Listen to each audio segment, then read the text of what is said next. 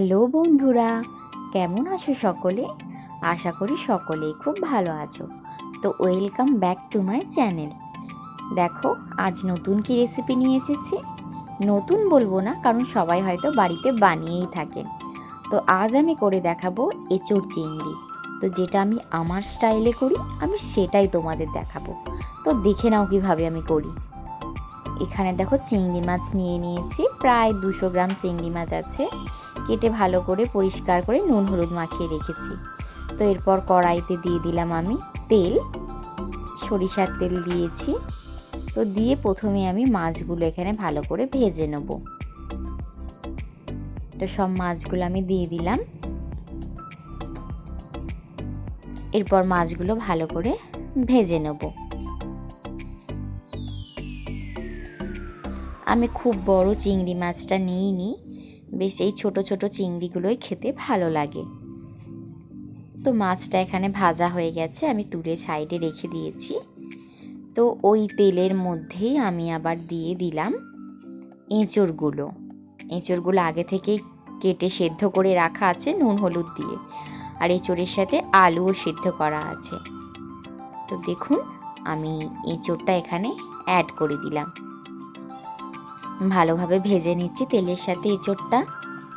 এঁচোড়টা অবশ্যই ভেজে নেবে, তাহলে টেস্টটা আরও ভালো হয়। তো দেখো কি সুন্দর, বেশ গাটা একটু লাল লাল টাইপের হয়ে গেছে, এটা ব্রাউন কালার এসেছে। আর এঁচোড় কিন্তু দেখো আমার বেশ ভালোই সেদ্ধ হয়েছে, একদম গলে যায়নি। আর সেদ্ধ করা আলুও আমি এতে দিয়ে দিলাম। দিয়ে আবার ভালোভাবে আমি একটু ওপর নিচ করে নাড়াচাড়া করে দিলাম, যাতে তলায় পুড়ে না যায়। তো এরপর কি কি মশলা নিয়েছি আমি দেখো। তো দেখো এখানে আমি নিয়েছি টমেটো, এখানে নিয়েছি আদা জিরে আর শুকনো লঙ্কার পেস্ট, নিয়েছি পেঁয়াজ কুচানো, রসুন, আর নিয়েছি নুন হলুদ, কাশ্মীরি রেড চিলি, সামান্য লঙ্কার গুঁড়ো, তেজপাতা, আর নিয়েছি গোটা গরম মশলা।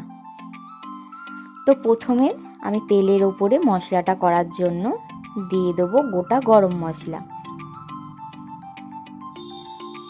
তো গরম মশলার পর আমি অ্যাড করলাম এখানে তেজপাতাটা। তো তারপরে ভাজা হয়ে যাওয়ার পর আমি দিয়ে দিলাম এখানে রসুনটা। রসুনটা প্রথমে ভেজে নিলে মানে যে মশলার কাঁচা গন্ধটা সেটা তোমরা পাবে না, আমি আগেও দেখবে অন্য রেসিপিতে বলেছি। তো প্রথমে এখানে রসুনটা ভেজে নিচ্ছি। রসুনটা প্রায় ভাজা ভাজা হয়েই এসেছে আমার। এরপর আমি অ্যাড করে দিলাম কুচনো পেঁয়াজগুলো। তোমরা চাইলে পেঁয়াজের পেস্টও বানিয়ে নিতে পারো।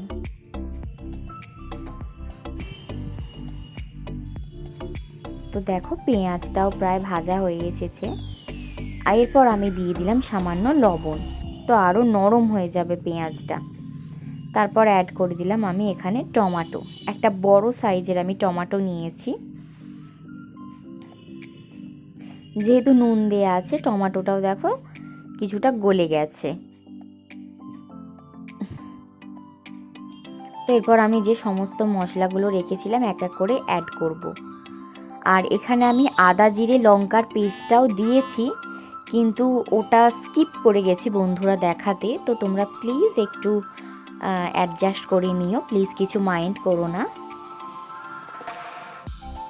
তো ভালোভাবে মশলাটা আমি নাড়াচাড়া করে নিচ্ছি।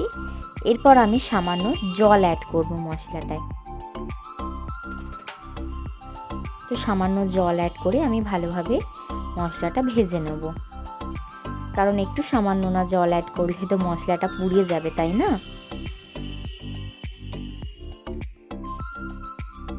তো দেখো কি সুন্দর মশলাটার কালারটা এসেছে। যেহেতু আমি কাশ্মীরি রেড চিলি দিয়েছি, ওই জন্যই একটা এত সুন্দর কালার এসেছে। তো এরপর আমি ভেজে রাখা এঁচোড় আর আলুটা অ্যাড করে দিলাম।